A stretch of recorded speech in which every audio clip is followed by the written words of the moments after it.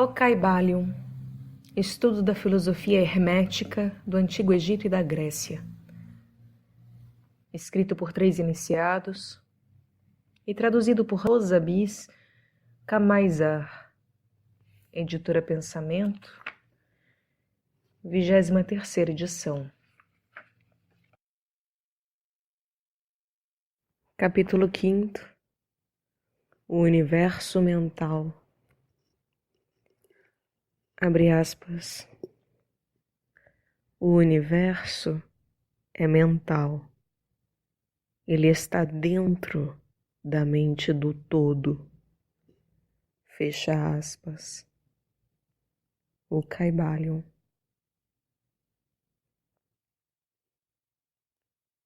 O todo é espírito. Mas que é espírito? Esta pergunta não pode ser respondida porque a sua definição seria praticamente a do todo, que não pode ser explicado nem definido. Espírito é um simples nome que os homens dão às suas mais elevadas concepções da infinitamente vivente. Esta palavra significa a essência real, significa a mente vivente, tão superior à vida e à mente, tais como as conhecemos, quanto estas últimas são superiores à energia mecânica e à matéria. O espírito é superior ao nosso entendimento, e só empregamos esse termo para podermos falar do todo. No juízo dos pensadores e inteligentes, estamos justificados falando do espírito como infinitamente vivente e reconhecendo que não podemos compreendê-la, quer raciocinando sobre ela, quer estudando a matéria na sua totalidade. Façamos agora uma consideração sobre a natureza do universo, quer no seu todo, quer nas suas partes. Que é o universo? Dissemos que nada há fora do todo. Então o universo é o todo? Não. Não o é. Porque o universo parece ser formado de muitos e está constantemente mudando. Ou, por outras palavras, ele não pode ser comparado com as ideias que estabelecemos a respeito do todo. Então, se o universo não é o todo, ele é o nada. Tal é a conclusão inevitável da mente à primeira ideia. Mas esta não satisfaz a questão, porque sentimos a existência do universo. Ora, se o universo não é o todo, nem é o nada, que será então?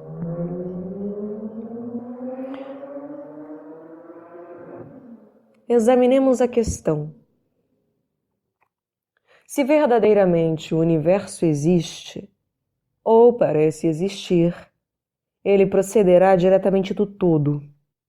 Poderá ser uma criação do todo. Mas como poderá alguma coisa sair do nada? De que o todo a teria criado? Vários filósofos responderam a esta pergunta, dizendo que o todo criou o universo de si mesmo, isto é, da existência e substância do todo. Mas isto não pode ser, porque o todo não pode ser dividido ou diminuído, como já vimos, e se isto fosse verdade, cada partícula do universo não poderia deixar de conhecer o seu ente, o todo. O todo não perderia o conhecimento próprio, nem se tornaria atualmente um átomo, uma força cega ou uma coisa de vida humilde. Com efeito, alguns homens, julgando que o todo é exatamente tudo, e reconhecendo também que eles, os homens, existem, aventuram-se a concluir que eles eram idênticos ao todo.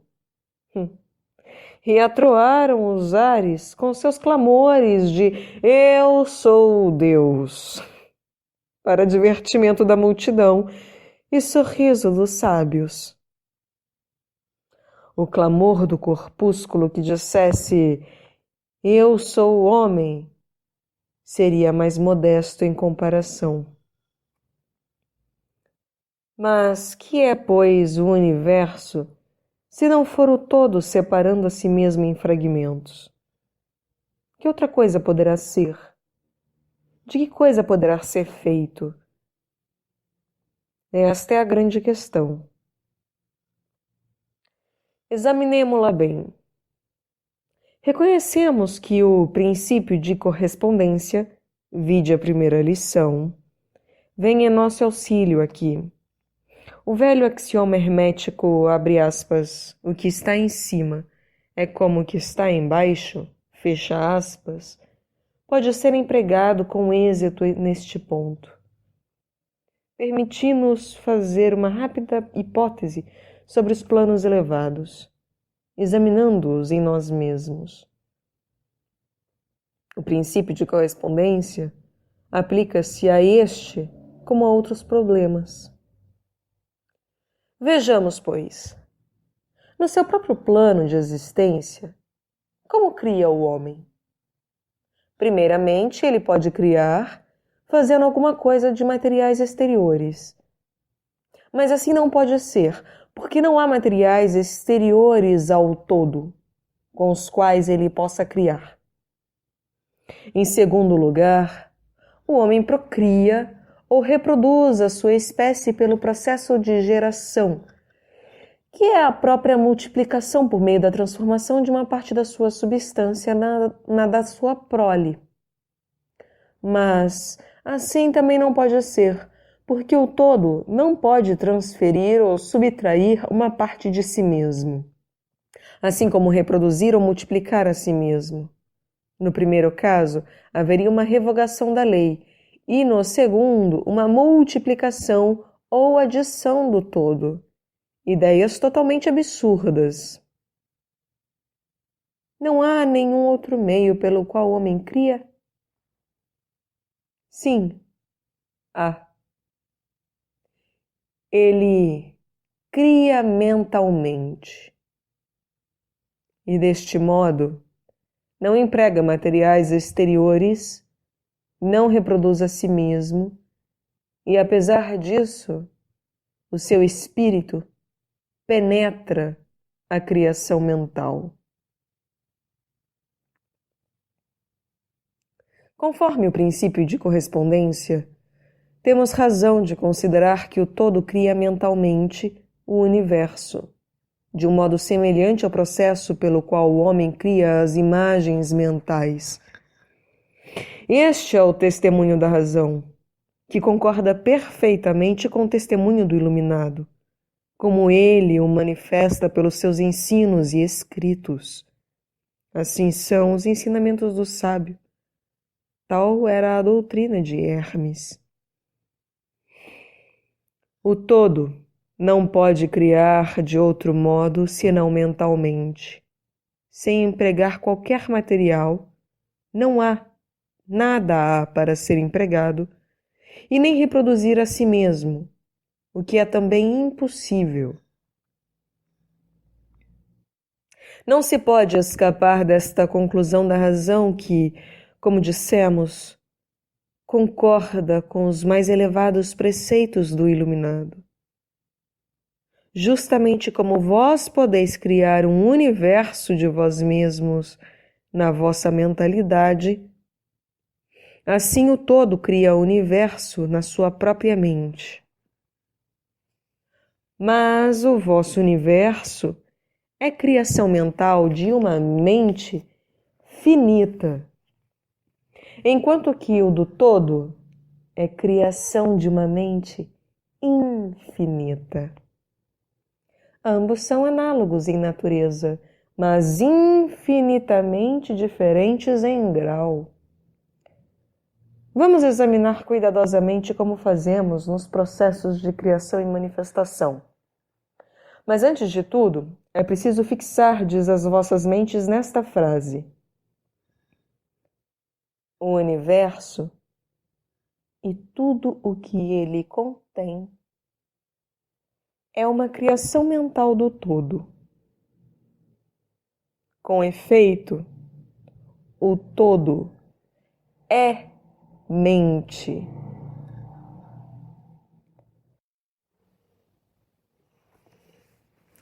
Abre aspas.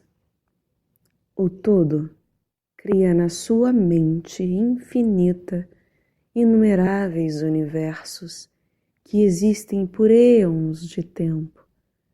E contudo, para o todo, a criação, o desenvolvimento, o declínio e a morte de 1 milhão de universos é como que o tempo do pestanejar de um olho. Fecha aspas. O Kybalion. Uma nota.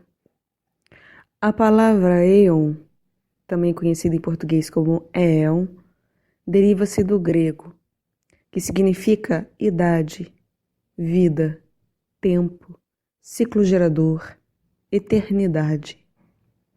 Éons de tempo implica uma ideia de ciclos indeterminados de tempo. Conforme Fabre de Olivet, Ai é o centro para o qual tende a vontade universal. Íon é o ente passando da potência ao ato.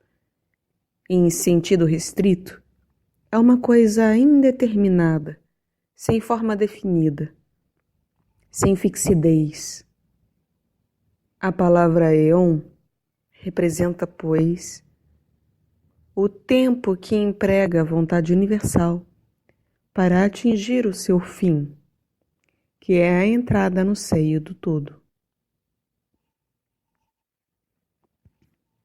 Abre aspas.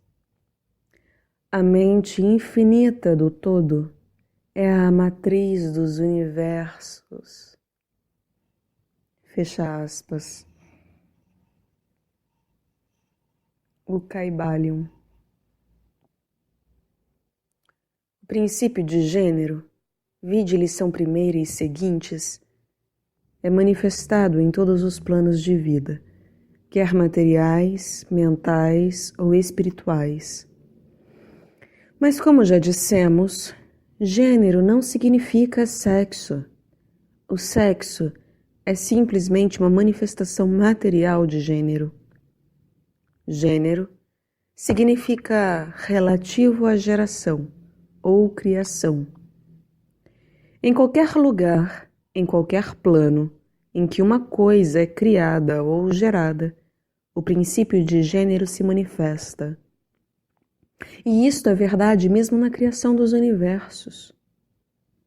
Mas não se deve concluir disto que ensinamos a ver um Deus ou Criador, macho e fêmea.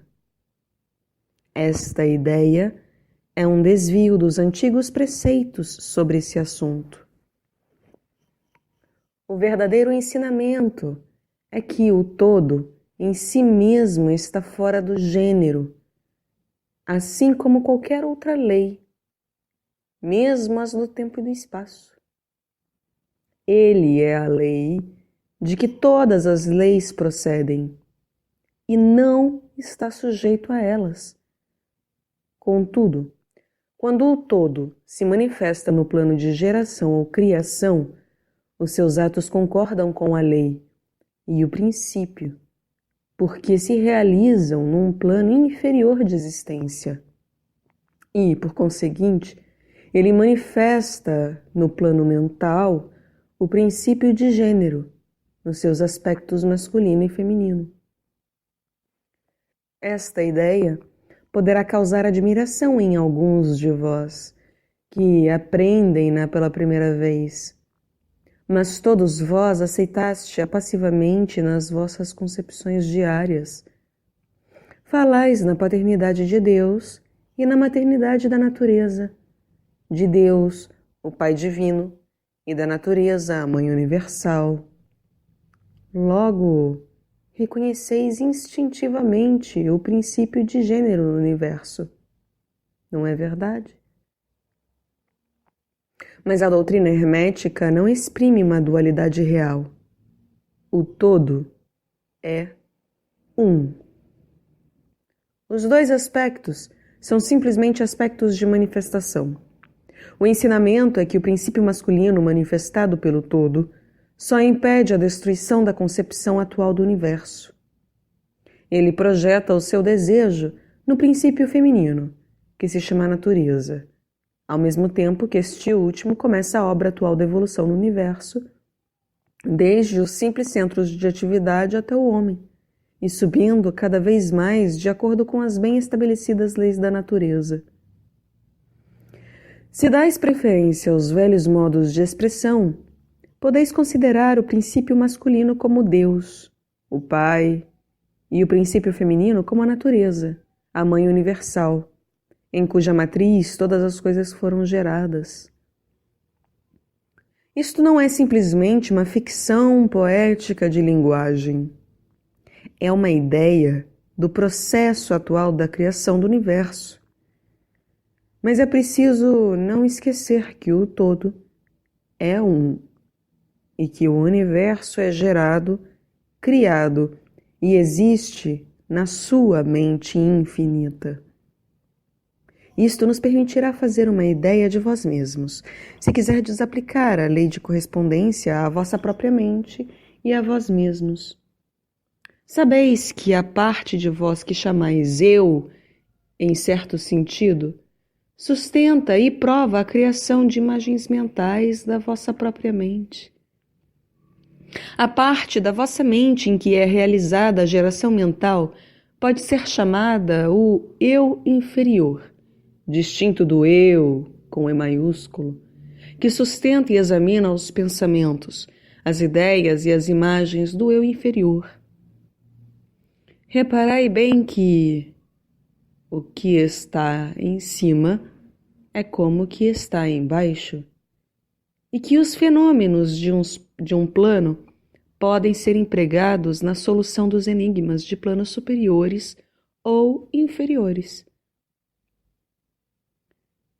Será para admirar que vós, os filhos, sentais esta instintiva reverência pelo todo, sentimento que chamamos religião, esta reverência a este respeito para com a mente pai?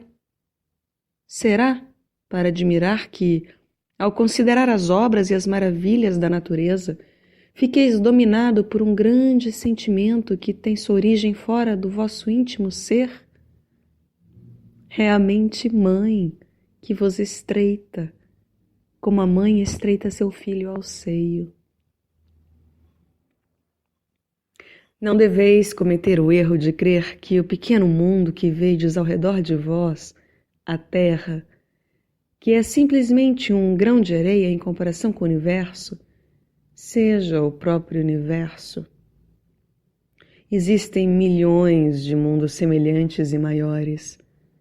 Há milhões e milhões de universos iguais em existência dentro da mente infinita do todo.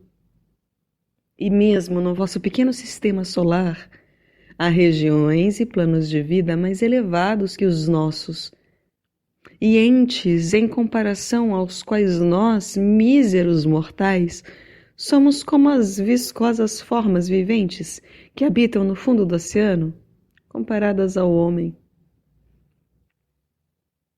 Há entes com poderes e atributos superiores aos que o homem sonhou ser possuído pelos deuses. E não obstante, estes entes foram como vós, e ainda inferiores. E com o tempo, vós podeis ser como eles, ou superiores a eles.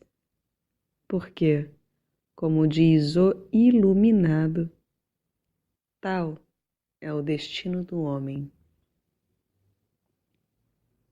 A morte não é real. ainda mesmo num sentido relativo. Ela é simplesmente o nascimento a uma nova vida. E continuareis a ir sempre de planos elevados de vida a outros mais elevados, por éons e éons de tempo. O universo é vossa habitação, e estudarei os seus mais distantes acessos antes do fim do tempo. Residis na mente infinita do todo, e as vossas potencialidades e oportunidades são infinitas, mas somente no tempo e no espaço. E no fim do grande ciclo de éons, o todo recolherá em si todas as suas criações. Porém, vós continuareis alegremente a vossa jornada, porque então querereis preparar-vos para conhecer a verdade total da existência em unidade com o todo. E quando estiverdes na metade do caminho, estareis calmos e serenos. Sois seguros e protegidos pelo poder infinito da mente-mãe. Abre aspas. Dentro da mente pai-mãe, o filho mortal está na sua morada. Fecha aspas. O Kybalion.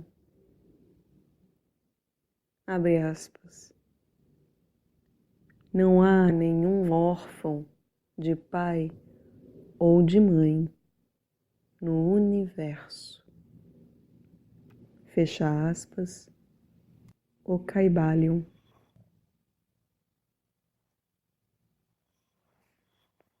Capítulo 6. O paradoxo divino. Abre aspas. Os falsos sábios, reconhecendo a irrealidade comparativa do universo, imaginaram que podiam transgredir as suas leis. Estes tais são vãos e presunçosos loucos. Eles se quebram na rocha e são feitos em pedaços pelos elementos por causa da sua loucura. O verdadeiro sábio, conhecendo a natureza do universo, emprega a lei contra as leis, o superior contra o inferior, e pela arte da alquimia transmuta aquilo que é desagradável naquilo que é agradável, e deste modo triunfa. O domínio não consiste em sonhos anormais, em visões, em vida e imaginação fantásticas, mas sim no emprego das forças superiores contra as inferiores, escapando assim das penas dos planos inferiores pela vibração nos superiores. A transmutação não é uma denegação presunçosa, é a arma ofensiva do mestre. Fecha aspas. O Kybalion.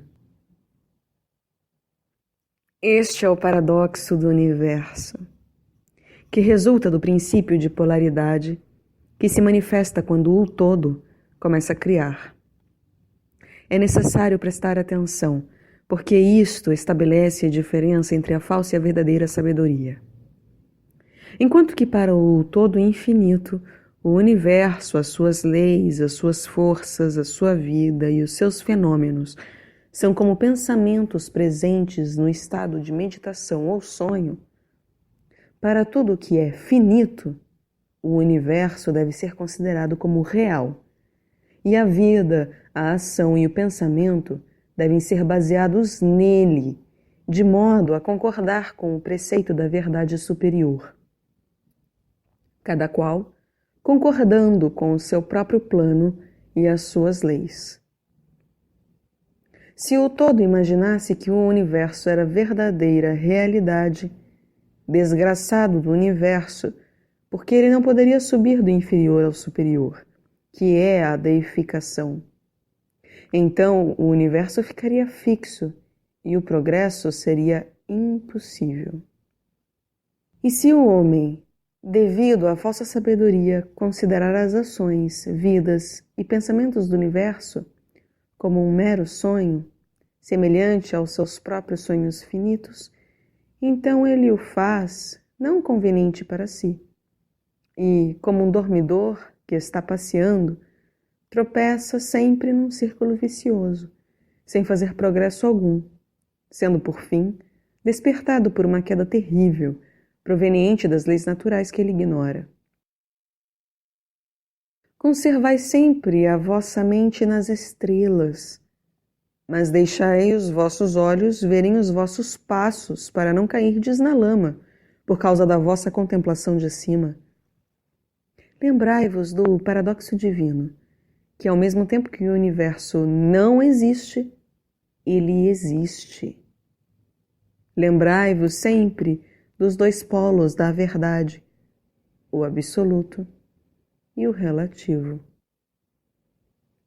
Tomai cuidado com as meias-verdades. Aquilo que os hermetistas conhecem como a lei do paradoxo é um aspecto do princípio da polaridade. Os escritos herméticos estão cheios de referências ao aparecimento de paradoxos na consideração dos problemas da vida e da existência.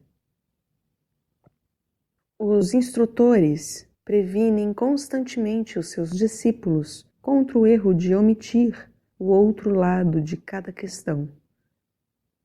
E as suas admoestações se referem particularmente aos problemas do absoluto e do relativo, que deixam perplexos todos os estudantes de filosofia e que causam muitas ideias e ações contrárias ao que é geralmente conhecido como senso comum.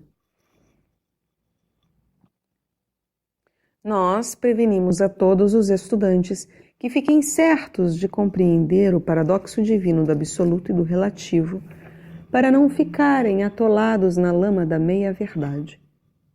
É para este fim que foi escrita esta lição particular. Aprendei-a bem. O primeiro pensamento que o homem pensador tem, depois que ele compreende bem a verdade que o universo é uma criação mental do todo, é que o universo e tudo o que ele contém é mera ilusão, irrealidade. Ideia contra a qual os seus instintos se revoltam. Contudo, esta, como todas as outras grandes verdades, pode ser considerada sob os pontos de vista absoluto e relativo. Sob o ponto de vista absoluto, o universo comparado com o todo em si é de natureza de uma ilusão, de um sonho, de uma fantasmagoria. Sempre reconhecemo-lo em nossas vistas ordinárias, porque falamos do mundo como um espetáculo transitório, que vai e vem, nasce e morre, por causa do elemento da impermanência e mudança, limitação e insubstancialidade, ideia esta que está em relação com a de um universo criado, ao passo que contrasta com a ideia do todo. Filósofos metafísicos, cientistas e teólogos, todos são concordes sobre este ponto, que é fundado em todas as formas de ideias filosóficas e religiosas, assim como nas teorias das respectivas escolas metafísicas e teológicas. Assim, as doutrinas herméticas não ensinam a insubstancialidade do universo com palavras mais altíssonas do que as que vos são familiares. Mas, apesar disso, o seu modo de encarar o assunto parecerá uma coisa mais assustadora. Uma coisa que tem um princípio e um fim pode ser considerada, em certo sentido, como irreal e não verdadeira. E conforme todas as escolas de pensamento, o universo está sob esta lei.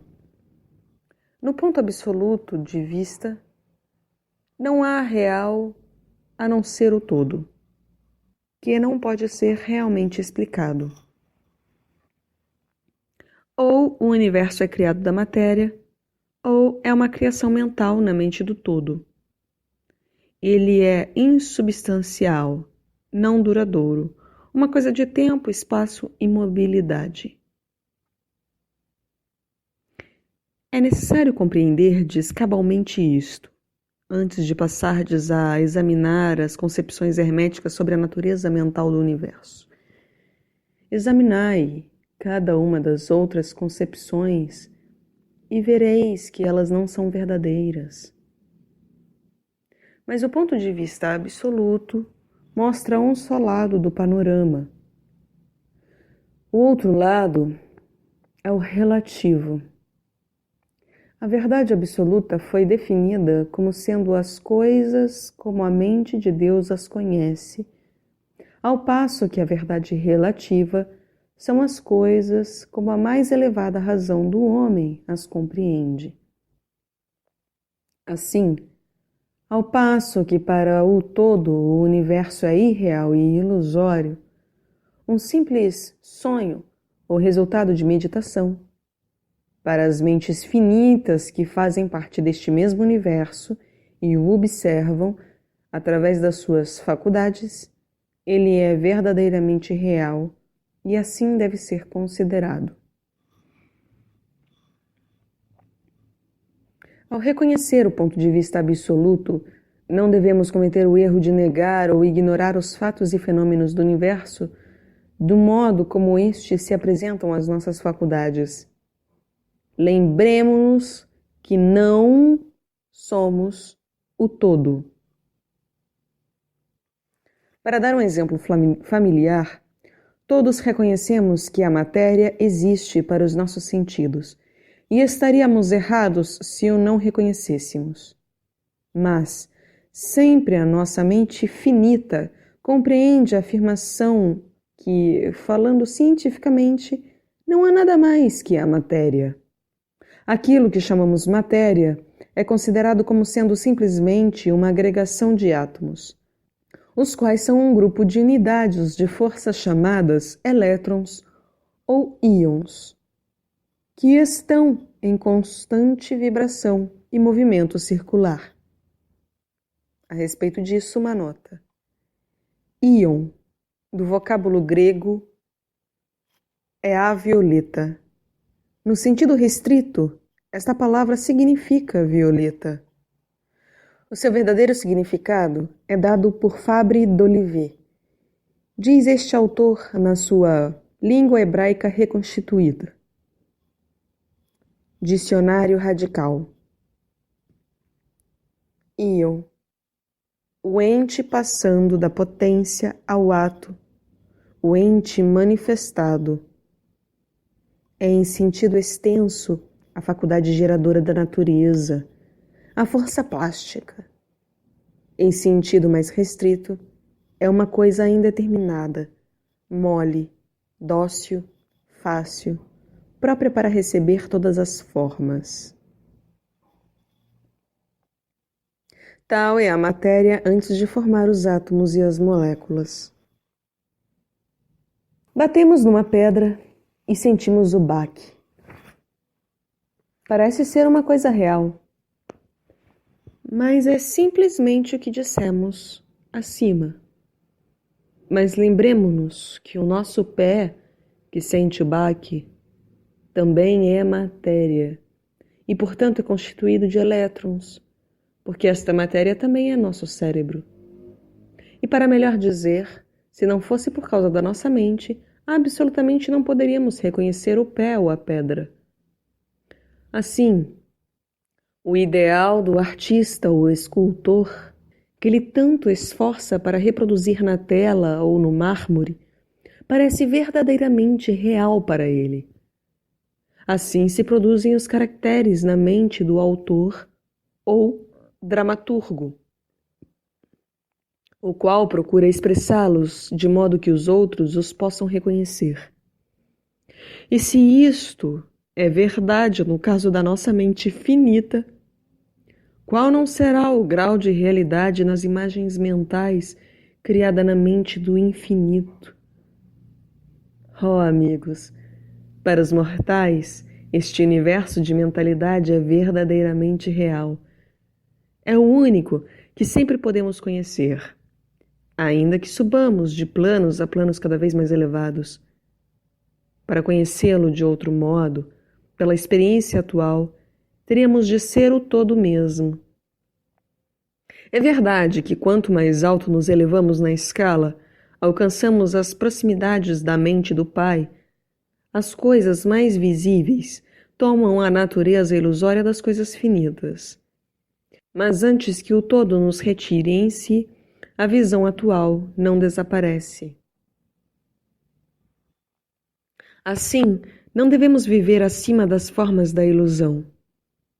Desde que reconhecemos a natureza real do universo, procuremos compreender as suas leis mentais e nos esforcemos em empregá-las para obtermos melhor resultado no nosso progresso através da vida, ao caminharmos de um plano a outro plano de existência.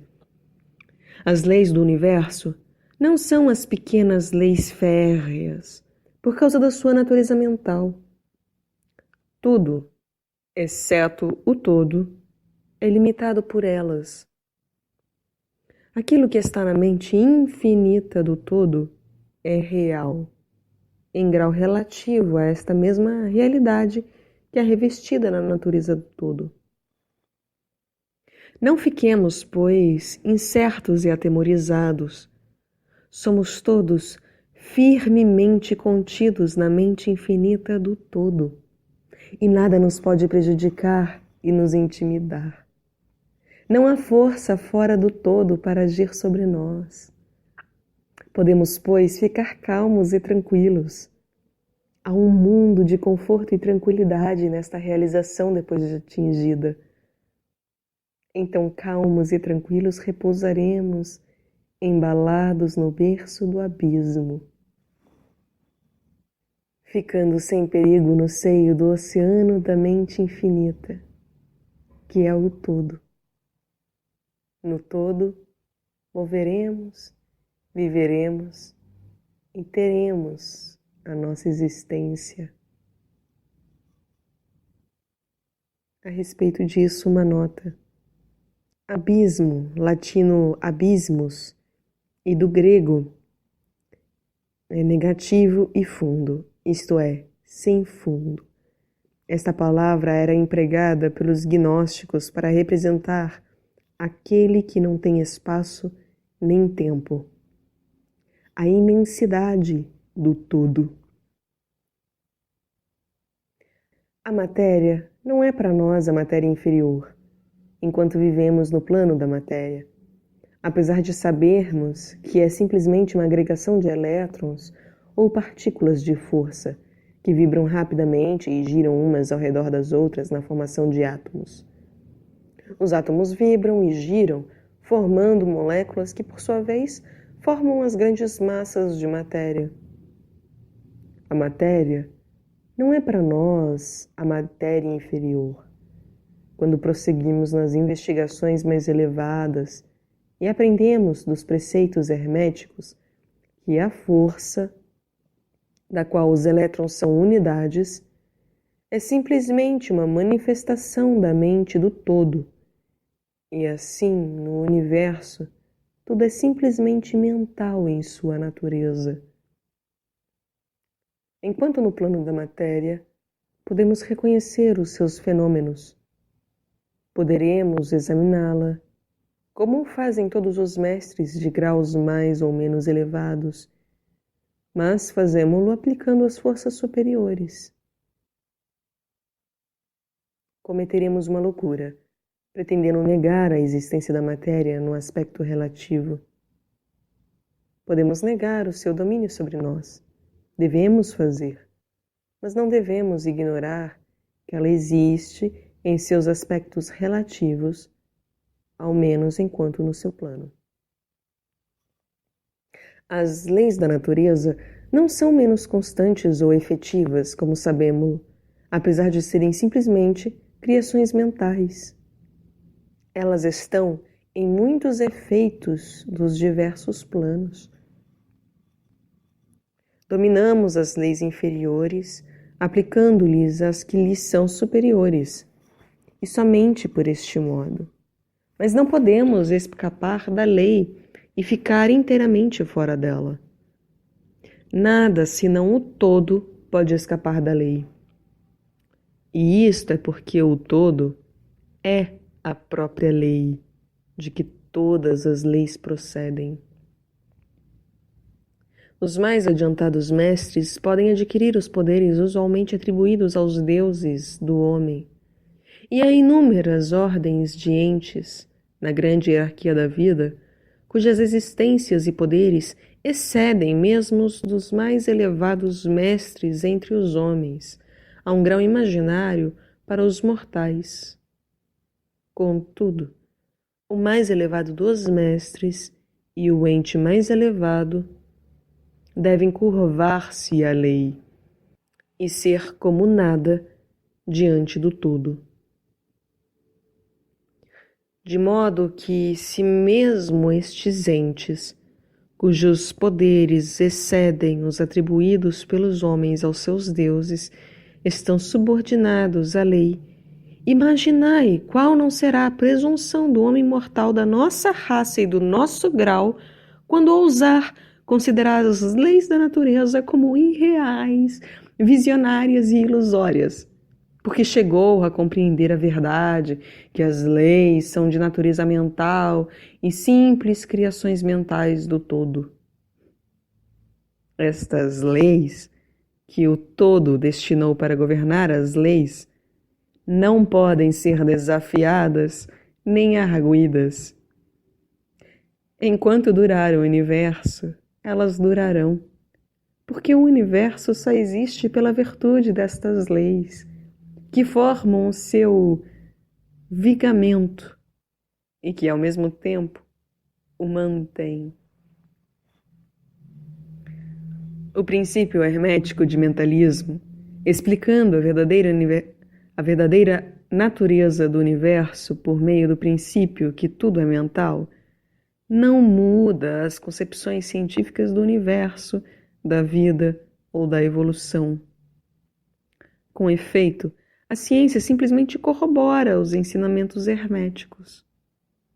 Estes últimos ensinam que a natureza do universo é mental, ao passo que a ciência moderna disse que ele é material, ou, ultimamente, que ele é energia, em última análise.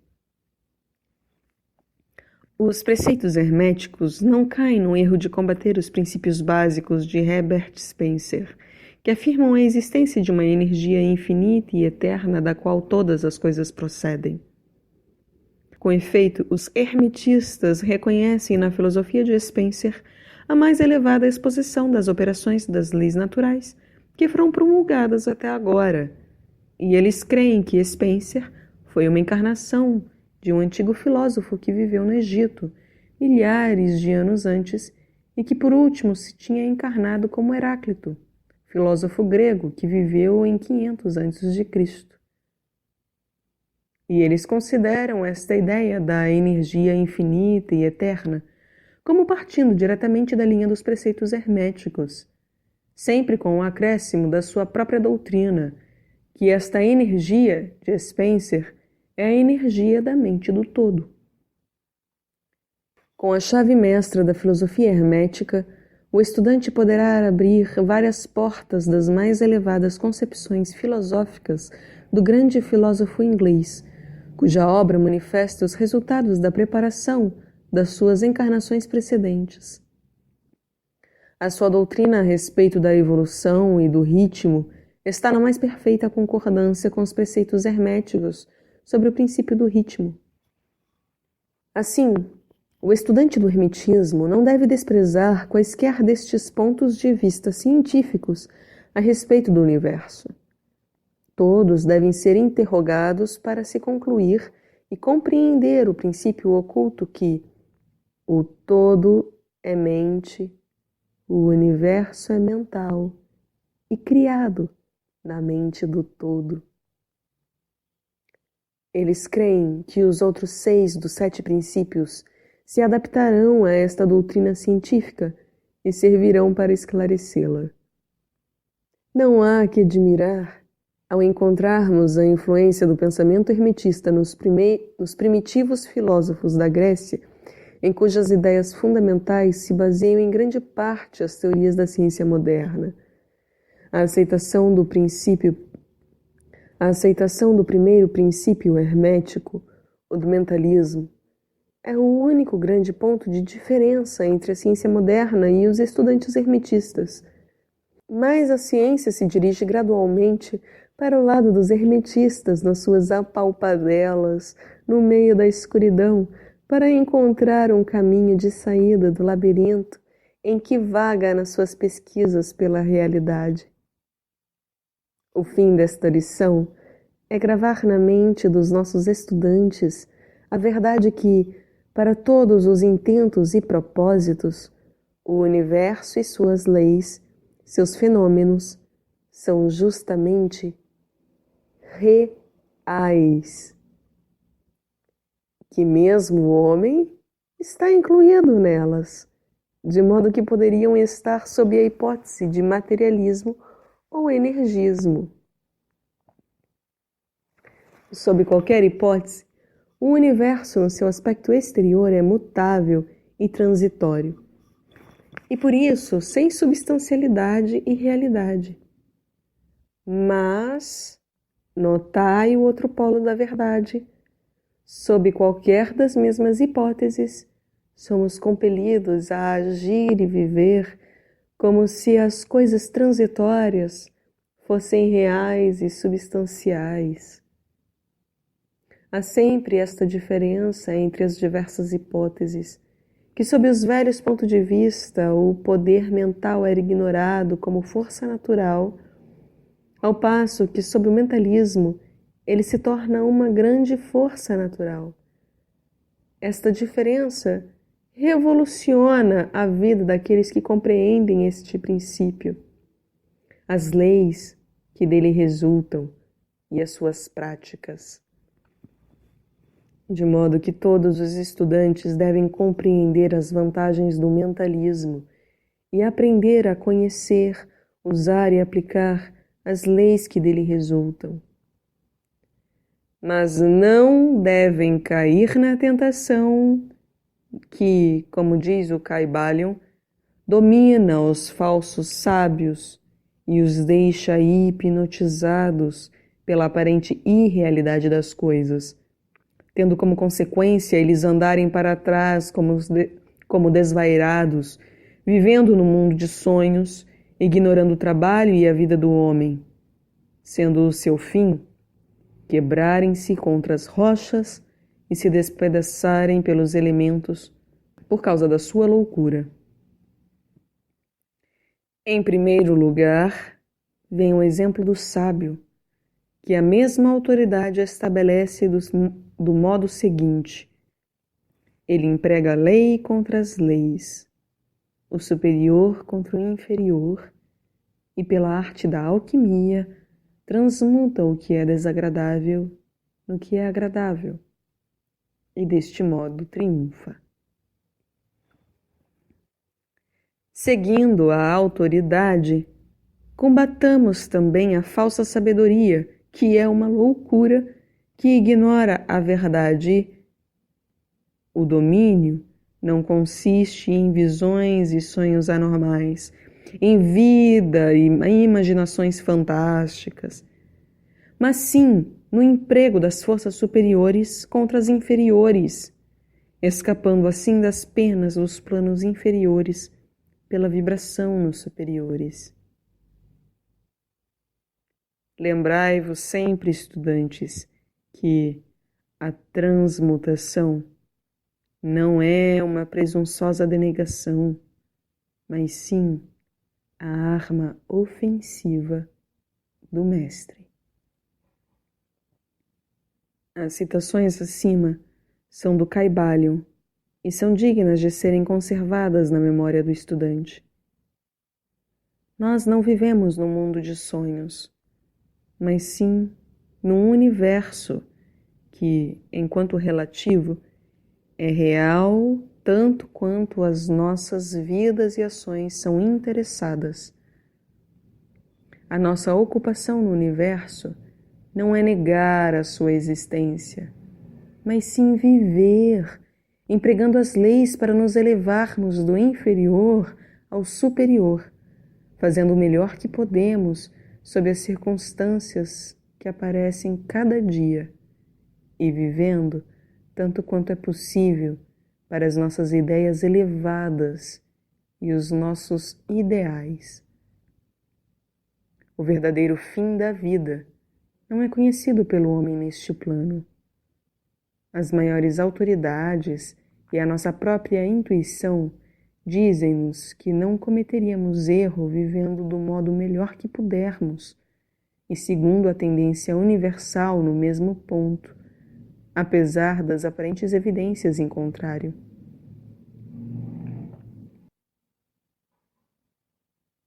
Todos estamos no caminho e a estrada conduz sempre para cima, deixando muitos lugares atrás. Lede a mensagem do Kybalion e segui o exemplo do sábio, fugindo do erro do falso sábio, que perece por causa da sua loucura. Capítulo 7. O todo em tudo. Abre aspas. Enquanto tudo está no todo, é também verdade que o todo está em tudo. Aquele que compreende realmente esta verdade alcançou o grande conhecimento. Fecha aspas. O Kybalion.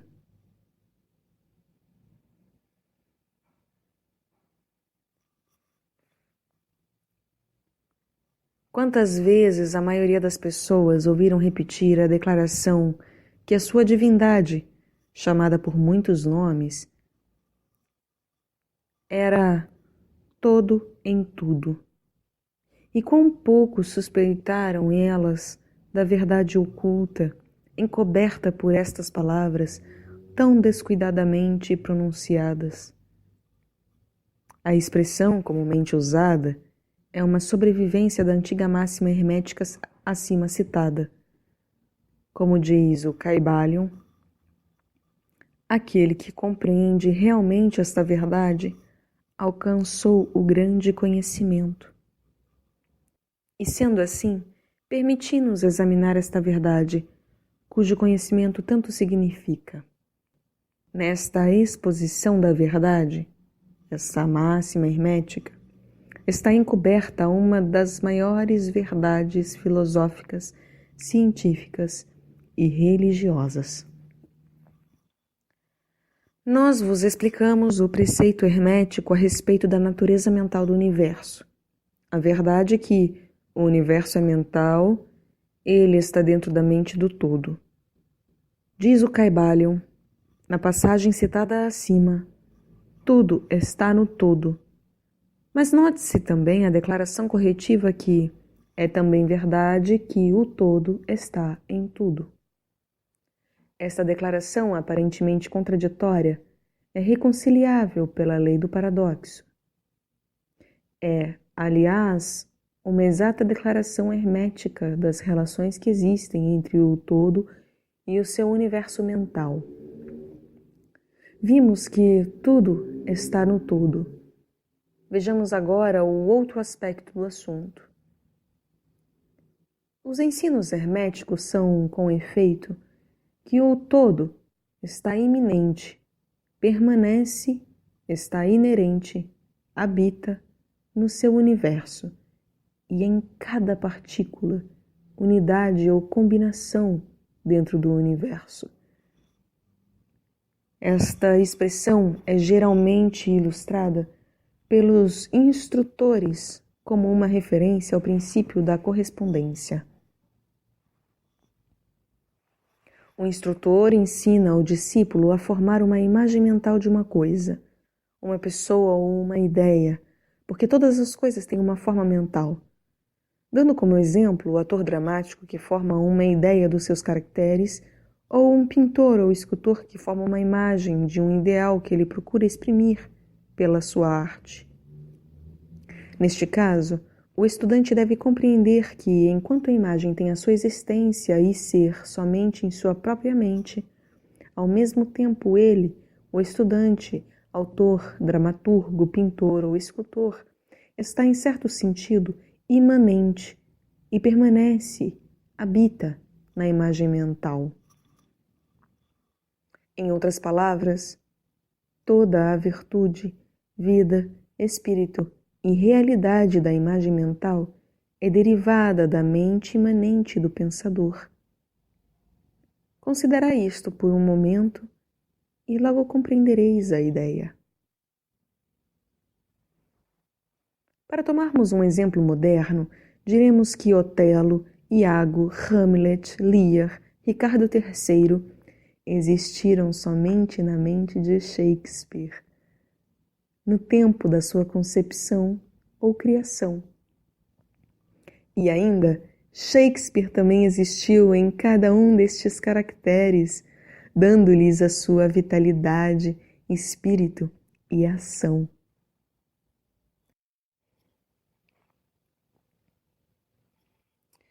E qual é o espírito dos caracteres que conhecemos como Micawber, Oliver Twist, Uriah Heep, Sarah Dickens, ou cada um destes caracteres terá um espírito pessoal, independente do seu criador?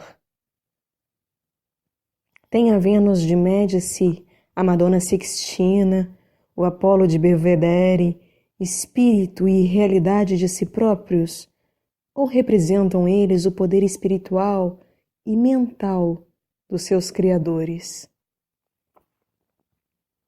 A lei de paradoxo demonstra que as duas proposições são verdadeiras, consideradas no seu próprio ponto de vista. Micawber é Micawber e é também Dickens. E demais, enquanto que Micawber pode ser dito Dickens, o mesmo Dickens não é idêntico a Micawber.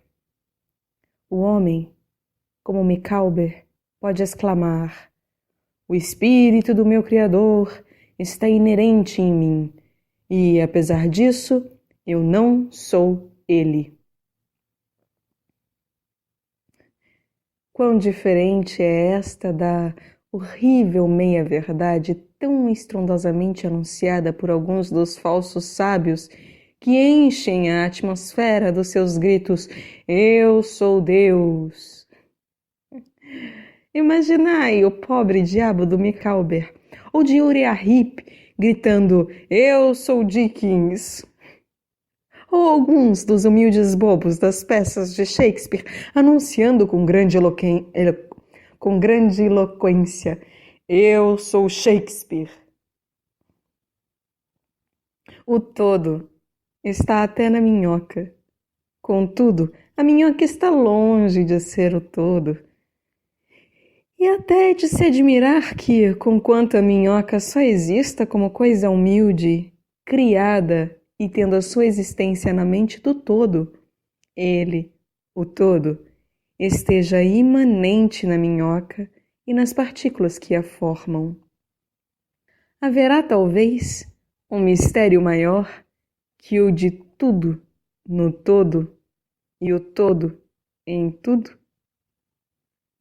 O estudante perceberá no decorrer da obra que os exemplos citados acima são necessariamente imperfeitos e inadequados, porque representam a criação de imagens mentais na mente finita, ao passo que o universo é criação da mente infinita. E a diferença entre os dois polos a separa. E assim é simplesmente uma questão de grau, porque em ambas o mesmo princípio está em operação. O princípio de correspondência manifesta-se nelas. Abre aspas. O que está em cima é como o que está embaixo, e o que está embaixo é como o que está em cima. Fecha aspas. E, no grau em que o homem realize a existência do espírito que está imanente no seu ser, ele subirá na escala espiritual da vida. Eis o que significa desenvolvimento espiritual: o reconhecimento, a realização e manifestação do espírito dentro de nós. Procurai não esquecer-vos desta última definição, a do desenvolvimento. Ela contém a verdade da verdadeira religião. Existem muitos planos de existência, muitos subplanos de vida, muitos graus de existência no universo. E tudo depende do avanço dos entes na escala, cuja ponta mais inferior é a mais grosseira matéria, e a mais superior sendo separada somente pela mais pequena divisão do espírito do todo. Nesta escala da vida, tudo se move em cima e embaixo. Todos estão no caminho, cujo fim é o todo. Todo o progresso é uma volta à morada própria. Tudo está em cima e embaixo, apesar de todas as aparências contraditórias. Tal é a mensagem do iluminado. Os preceitos herméticos referentes ao processo da criação mental do universo são que, no começo do ciclo da criação, o todo, em seu aspecto de existência, projeta sua vontade sobre o seu aspecto de estado, e o processo de criação começa. Dizem que o processo consiste no abaixamento da vibração até que é alcançado um grau bem inferior de energia vibratória, no qual ponto é manifestada a forma mais grosseira possível da matéria. Este processo é chamado estado de involução, em que o todo está involuído ou envolvido dentro da sua criação. Este processo é considerado pelos hermetistas como tendo correspondência com o processo mental de um artista, escritor ou inventor, que também fica envolvido na sua criação mental como quase esquecendo a sua própria existência, e que por algum tempo quase vive na sua criação. Se em vez de envolvido usarmos a palavra êxtase, talvez possamos dar uma pequena ideia do que queremos dizer.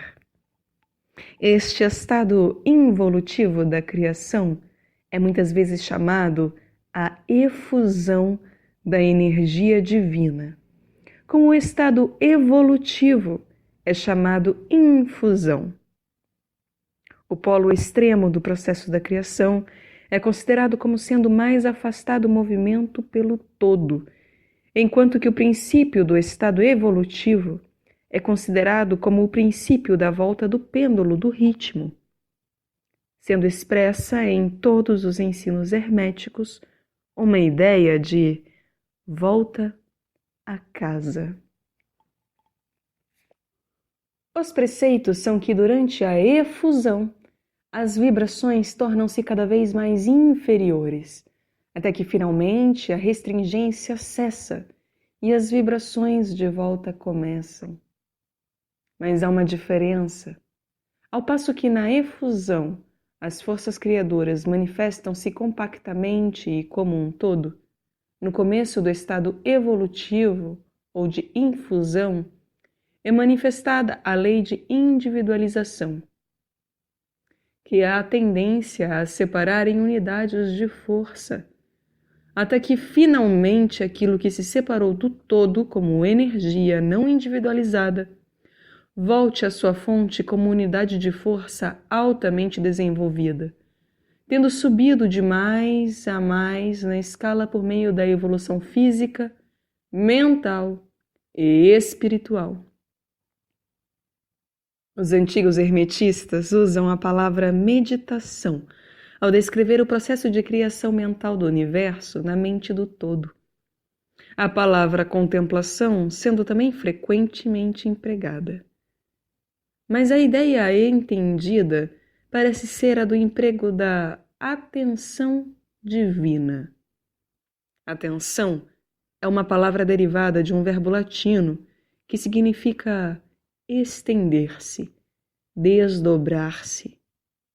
E também o ato de atenção é realmente um desdobramento mental, uma extensão da energia mental, de modo que a ideia interior é facilmente compreendida quando examinamos o significado real da atenção. Os ensinos herméticos a respeito do processo de evolução são os que o todo, tendo meditado no princípio da criação, tendo estabelecido então os fundamentos materiais do universo, tendo pensado na sua existência, gradualmente desperta da sua meditação e assim começa a manifestar o processo de evolução nos planos material, mental e espiritual, sucessivamente e em ordem.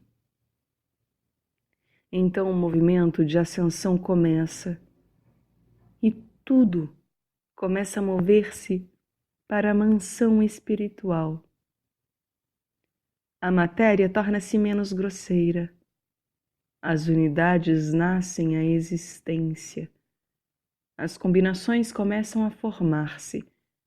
A vida aparece e manifesta-se em formas cada vez mais elevadas. E a mente torna-se cada vez mais evidente, as vibrações sendo constantemente mais elevadas. Em resumo, o processo total da evolução, em todas as suas fases, começa e procede de acordo com as leis estabelecidas do processo de infusão. Todas ocupam eons e eons do tempo do homem, cada eon contendo muitos milhões de anos. Porém, como nos diz o iluminado, a criação inteira, incluindo a involução e a evolução de um universo, é para o todo simplesmente como um piscar de olhos. No fim dos inúmeros ciclos de eons de tempo, o todo retira a sua atenção, sua contemplação e meditação do universo, porque a grande obra está acabada e tudo está retirado no todo de que provém. Mas, ó mistério dos mistérios, o espírito de cada alma não é aniquilado, mas sim expandido infinitamente. A criatura e o Criador são confundidos. Tal é a relação do iluminado. A precedente ilustração da meditação e do subsequente despertamento da meditação do todo é mais um esforço dos instrutores para descrever o processo infinito por um tempo finito. E ainda, o que está em cima é como o que está embaixo. E o que está embaixo é como o que está em cima. A diferença é somente em grau. E assim como o todo desperta-se da meditação sobre o universo, assim o homem, no tempo, cessa de manifestar no plano material e retira-se cada vez mais no espírito presente, que é realmente o ego divino. Há um assunto maior do que desejamos falar-vos nesta lição, e que nos levaria imediatamente a uma invasão do campo da especulação metafísica. Contudo, o nosso fim é simplesmente mostrar a futilidade de tais especulações. Aludimos à questão que inevitavelmente vem à mente de todos os pensadores que se aventuram a investigar a verdade. A pergunta é: por que criou o todo os universos? A pergunta pode ser feita de diferentes formas, mas a que vai acima é o essencial da investigação. Os homens esforçaram-se para responder a esta pergunta, mas ainda não há resposta digna de nome. Muitos imaginaram que o todo tem muito a ganhar com isso. Mas isto é absurdo. Por quê? Que poderia ganhar o todo que já não possua? Outros deram a resposta na ideia de que o todo quis que tudo amasse. E outros, que ele criou por prazer e divertimento, ou porque estava só, ou para manifestar o seu poder. Todas respostas e ideias pueris, qualidades do período infantil do pensamento. Outros acreditaram descobrir o mistério, afirmando que o todo achou-se impelido a criar pela razão da sua própria natureza interna, o seu instinto criador. Esta ideia é mais adiantada que as outras, mas o seu ponto fraco está na ideia de que o todo é impelido por alguma coisa, quer interna, quer externa. Se a sua natureza interna ou instinto criador impele-o a fazer as coisas, então a natureza interna ou instinto criador seria o absoluto em vez do todo. E neste caso, esta parte da proposição está errada. E ainda o todo cria e manifesta. E parece ter muitas qualidades de satisfações em fazê-lo. E é difícil de escapar da conclusão que, em grau infinito, ele poderia ter o que corresponde no homem a uma natureza inata, ou um instinto criador correspondente a um infinito desejo e vontade. Não poderia agir sem querer agir. E não poderia querer agir sem desejar agir. E não desejaria agir sem satisfação nisso. E todas estas coisas pertenceriam a uma natureza infinita e podem ser consideradas como estando de acordo com a lei de correspondência. Mas ainda preferimos considerar o todo como agindo inteiramente livre de toda influência, tanto interna como externa. Isto é o problema que se apoia na raiz da dificuldade, e a dificuldade que se apoia na raiz do problema. Falando estritamente, não se poderá dizer que haja uma razão para o todo agir, porque uma razão implica uma causa, e o todo está acima da causa e do efeito, exceto quando ele quer tornar-se causa, tempo em que o princípio é posto em movimento. Assim, dizeis, o assunto é incompreensível, justamente como o todo é incognoscível. Justamente como dizemos, simplesmente que o todo é, assim também somos obrigados a dizer que o todo age porque age. Enfim, o todo é toda razão em si mesma, toda lei em si mesma, toda ação em si mesma. E pode-se dizer que, em verdade, o todo é a sua própria razão, a sua própria lei, a sua própria ação.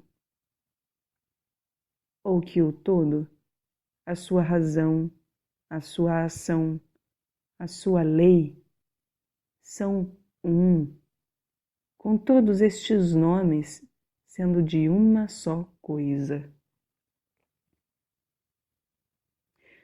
Na opinião dos que vos dão estas lições, a resposta se encerra no próprio íntimo do todo, junto com o seu segredo de existência. A lei de correspondência, na nossa opinião, compreende somente este aspecto do todo, que pode ser chamado o aspecto de estado. O lado oposto deste aspecto é o aspecto da existência.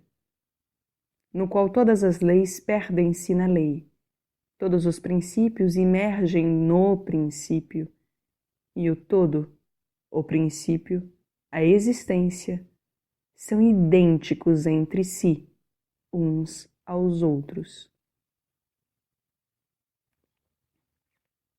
Por isso, as especulações metafísicas sobre este ponto são fúteis.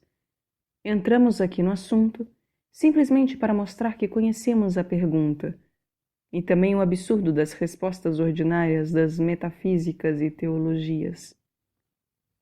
Em conclusão, poderá ser de interesse aos estudantes dizer-lhes que, apesar de muitos dos antigos e modernos preceitos herméticos tenderem a aplicar o princípio de correspondência à questão, com que resulta a conclusão da natureza íntima, mesmo assim, as lendas contam que Hermes, o Grande, sendo interrogado sobre esta questão pelos seus adiantados discípulos, respondeu-lhes fechando os seus lábios com firmeza e não dizendo uma palavra, indicando que não havia resposta. Mas então, ele podia ter entendido de aplicar o axioma da sua filosofia, que diz, abre aspas, os lábios da sabedoria estão fechados, exceto aos ouvidos do entendimento. Fecha aspas. Significando que ainda os seus discípulos adiantados não possuíam o entendimento que os habilitava ao preceito. Seja como for, se Hermes possuía o segredo, ele deixou de o comunicar. E embora o mundo tome muito interesse, os lábios de Hermes estão fechados a este respeito. E quando o grande Hermes hesitou em falar, qual mortal poderá atrever-se a ensinar?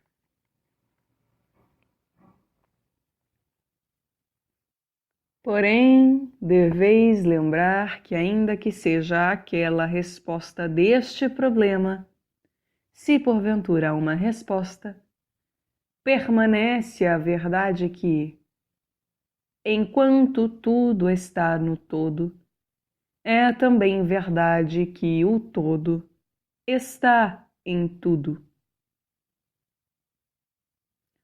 O preceito é enfático e podemos acrescentar-lhe as palavras conclusivas de citação.